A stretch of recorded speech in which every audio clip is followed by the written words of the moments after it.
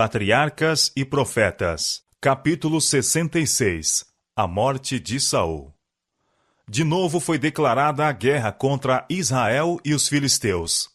Ajuntaram-se os filisteus e vieram e acamparam-se em Sunem, na extremidade norte da planície de Jezreel, enquanto Saul e suas forças se acamparam a poucos quilômetros ao pé do monte Gilboa, na extremidade sul da planície.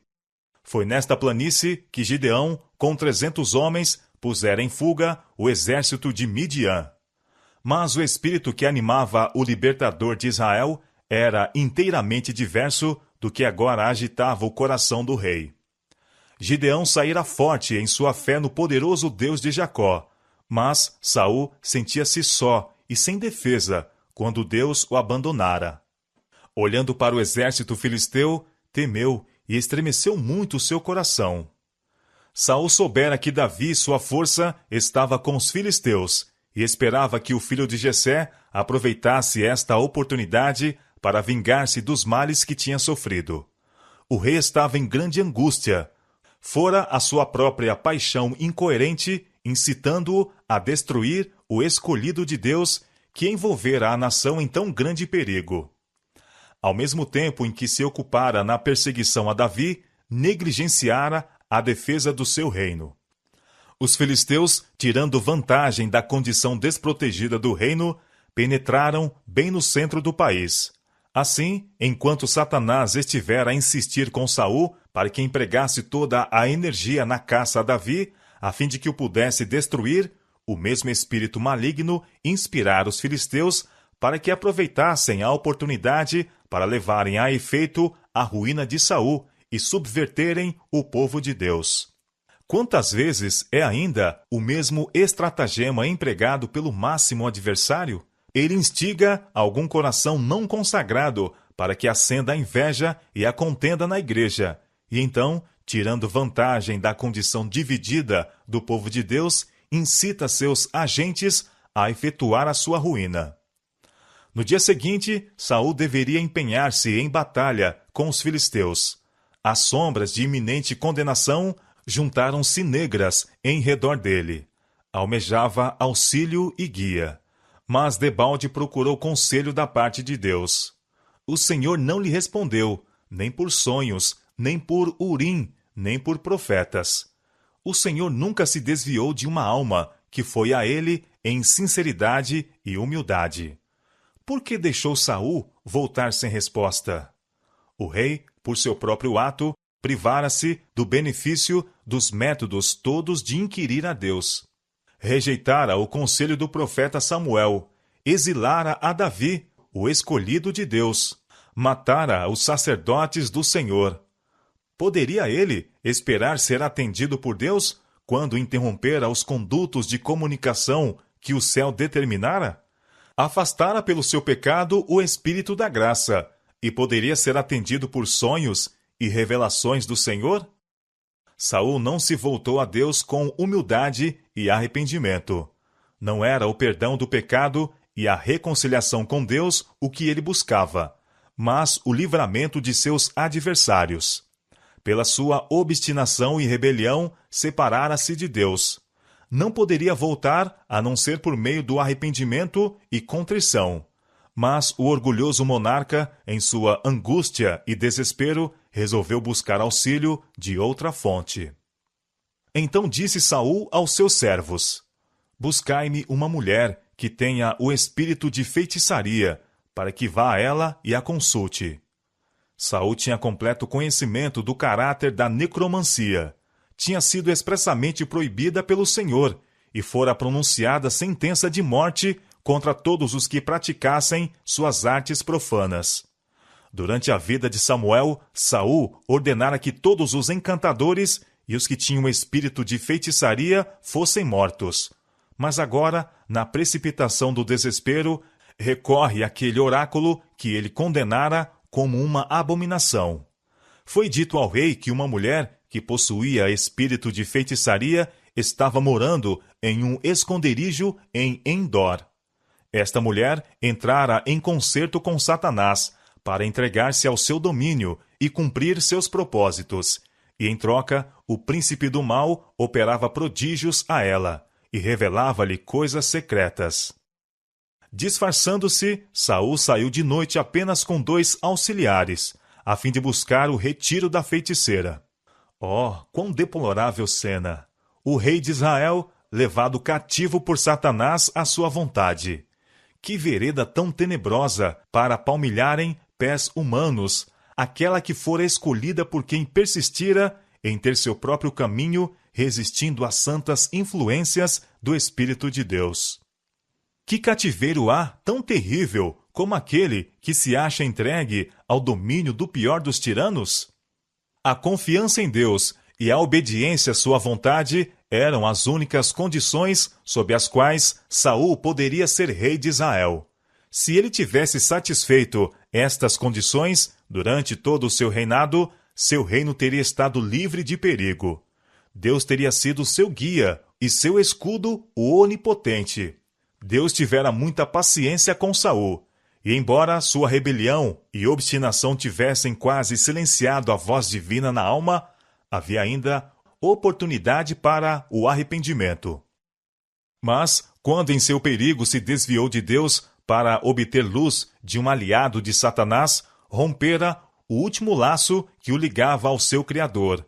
Colocara-se completamente sob o domínio daquele poder diabólico que durante anos tinha exercido sobre ele e que o levara às bordas da destruição. Sob o manto das trevas, Saul e seus auxiliares se encaminharam através da planície e, passando com segurança pelas hostes filisteias, atravessaram o cume das montanhas, em direção à morada solitária da pitonisa de Endor. Ali, a mulher com espírito de feitiçaria escondera-se para que pudesse, secretamente, continuar com seus profanos encantamentos. Embora disfarçado como estava, a alta estatura e porte real de Saul declararam que ele não era um soldado comum. A mulher suspeitou que seu visitante era Saul, e seus ricos presentes fortaleceram-lhe as suspeitas. Ao seu pedido, peço-te que me adivinhes pelo espírito de feitiçaria e me faças subir a quem eu te disser. Respondeu a mulher. Eis aqui, tu sabes o que Saul fez, como tem destruído da terra os adivinhos e os encantadores. Por que, pois, me armas um laço à minha vida para me fazer matar? Então Saul lhe jurou pelo Senhor, dizendo, vive o Senhor, que nenhum mal te sobrevirá por isso. E quando ela disse, a quem te farei subir? Ele respondeu, a Samuel. Depois de praticar seus sortilégios, ela disse, vejo deuses que sobem da terra. Vem subindo um homem ancião, e está envolto numa capa. Entendendo Saul que era Samuel, inclinou-se com o rosto em terra, e se prostrou.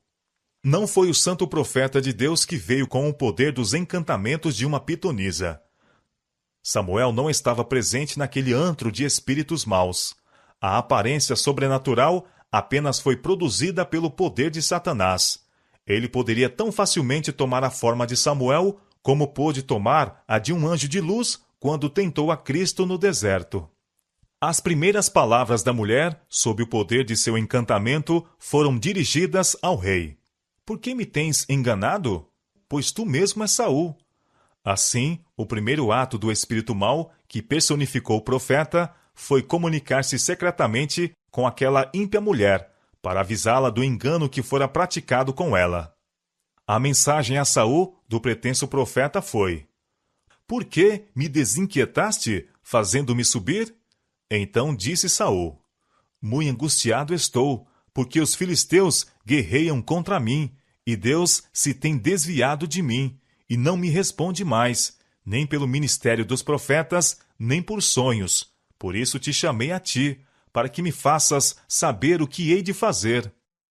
Quando Samuel vivia, Saul desprezava seu conselho, e ressentira-se de suas reprovações. Agora, porém, na hora de sua angústia e calamidade, sentia que a guia do profeta era sua única esperança. E a fim de comunicar-se com o embaixador do céu, recorreu em vão ao mensageiro do inferno. Saul se colocara inteiramente no poder de Satanás, e agora aquele cujo único deleite em ocasionar miséria e destruição, prevaleceu-se da oportunidade para efetuar a ruína do infeliz rei. Em resposta ao agoniado rogo de Saul, veio a terrível mensagem, que pretendia-se provinha dos lábios de Samuel. Por que, pois, a mim me perguntas, visto que o Senhor te tem desamparado e se tem feito teu inimigo? Porque o Senhor tem feito para contigo como pela minha boca te disse, e tem rasgado o reino da tua mão, e o tem dado ao teu companheiro Davi. Como tu não deste ouvidos à voz do Senhor, e não executaste o fervor da sua ira contra Amaleque, por isso o Senhor te fez hoje isto. E o Senhor entregará também a Israel contigo na mão dos filisteus. Em toda a sua conduta de rebelião, Saul fora lisonjeado e iludido por Satanás. É obra do tentador fazer do pecado coisa insignificante, tornar o caminho da transgressão fácil e convidativo, cegar a mente às advertências e ameaças do Senhor. Satanás, pelo seu poder sedutor, levara Saul a justificar-se em desafio às reprovações e advertências de Samuel. Mas agora, em sua situação extrema, voltou-se a ele, apresentando a enormidade de seu pecado e a desesperança de perdão para que o aguilhoasse até o ponto de chegar ao desespero. Nada poderia ter sido melhor escolhido para lhe destruir o ânimo e confundir o juízo, ou para o impelir ao desespero e destruição de si mesmo. Saul estava debilitado pelo cansaço e jejum, estava aterrorizado e com a consciência ferida. Caindo a terrível predição aos seus ouvidos, o corpo cambaleou como um carvalho diante da tempestade, e caiu prostrado por terra. A bruxa encheu-se de espanto. O rei de Israel jazia perante ela como morto. Caso ele perecesse em seu retiro, quais seriam as consequências para ela? Suplicou-lhe que se levantasse e tomasse alimento, insistindo que, visto haver corrido perigo de vida, para lhe satisfazer o desejo, deveria ele ceder ao seu pedido, para a preservação de sua própria vida. Rogando-lhe o mesmo seus servos, Saul cedeu finalmente, e a mulher pôs diante dele a bezerra cevada e bolos asmos preparados à pressa. Que cena! Na rústica caverna da feiticeira, em que poucos momentos antes haviam ecoado palavras de condenação, na presença do mensageiro de Satanás, aquele que fora ungido por ordem de Deus como rei sobre Israel, sentava-se para comer, preparando-se para a luta mortífera do dia. Antes do romper do dia, voltou com seus auxiliares ao acampamento de Israel, para dispor-se ao conflito. Consultando aqueles espíritos das trevas, Saul destruíra a si mesmo. Opresso pelo terror do desespero, ser-lhe-ia impossível inspirar coragem ao seu exército.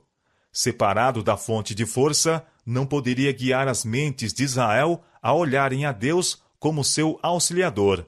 Assim, a predição de males operaria o seu próprio cumprimento.